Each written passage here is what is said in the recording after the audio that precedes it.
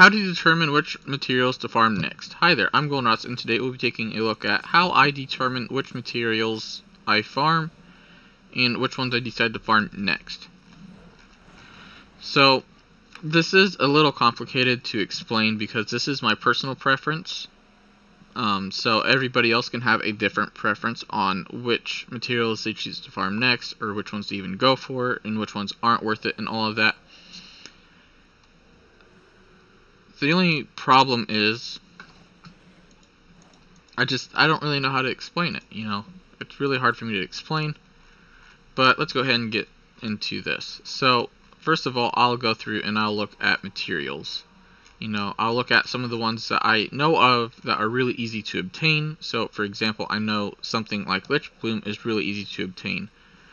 So I'll look at the price of it, and it's only going for 2 gold. Then I'll go inside of here and see how many is going for 2 gold, and if I can't increase the price a little bit.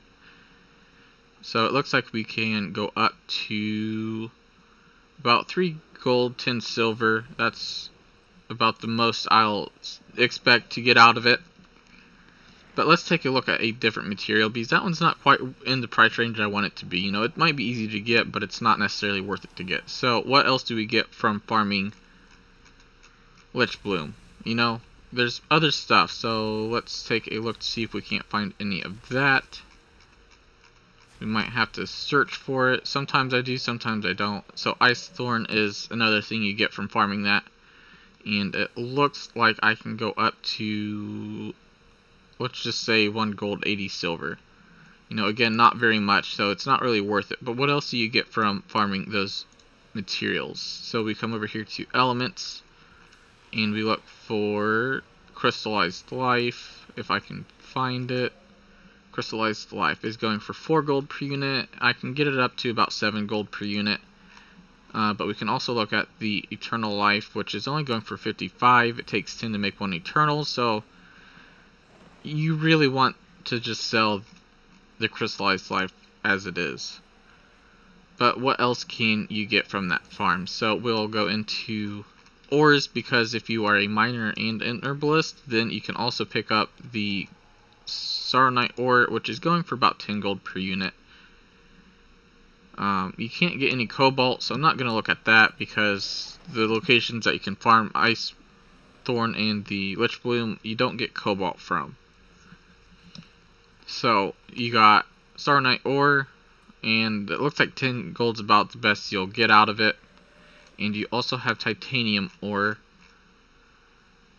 which is at a decent price too, so that kind of makes it worth farming. But is that something I really want to go out and farm? Is it something that I see potentially selling very quickly and, for a decent amount of gold? Is there another location that I could possibly farm the same materials, so herbs and ores, but get the same amount of gold, if not more gold, from farming that location? So what I do from there is I just do some more searching.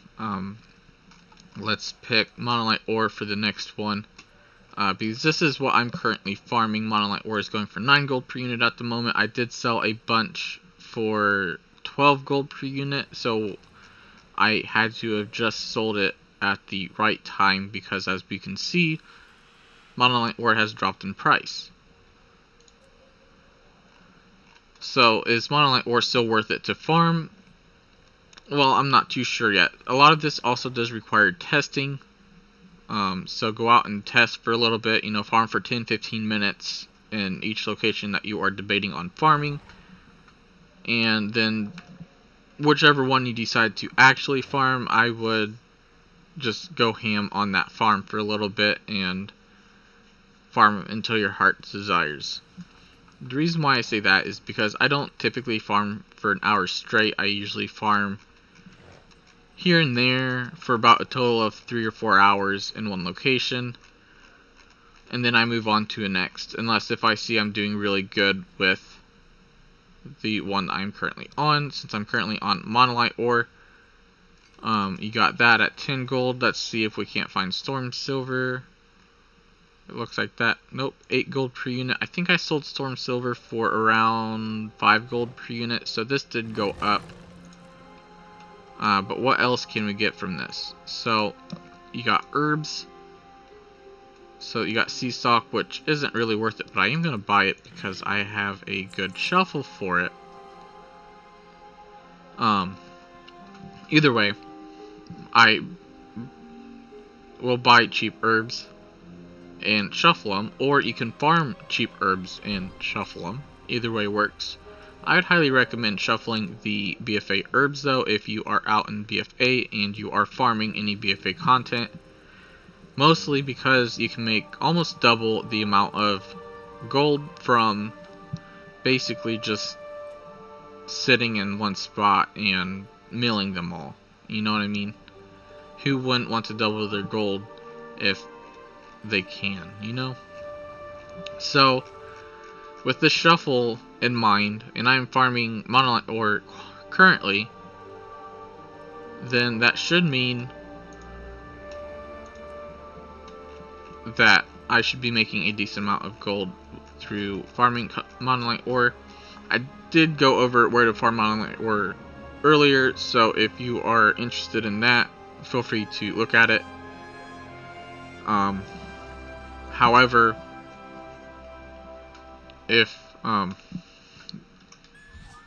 sorry, I just lost my train of thought. Either way, I think that's the point I'm trying to get across, is just that's how I pick my materials. You know, I'm very picky, I'd say, about what I farm. I don't just go out and farm anything like a lot of other people usually do. And I can't really say a whole lot of other people usually do, and I do say it like it's a bad thing, which it's not. It's not bad by all means. It's just I am picky about what I farm because I don't farm very much, and I want to make it worth my time. You know, whereas other people may have more time than me, so therefore they can spend the time farming other materials that may not yield them as much, but they can still get, you know, a good amount of gold from it. You know, it's enjoyable to them, so we should keep it enjoyable for the players. Either way, guys, I believe that is all. That is how I farm for my materials. So thanks for watching. Don't forget to give the video a thumbs up, and I hope you enjoy the rest of your day.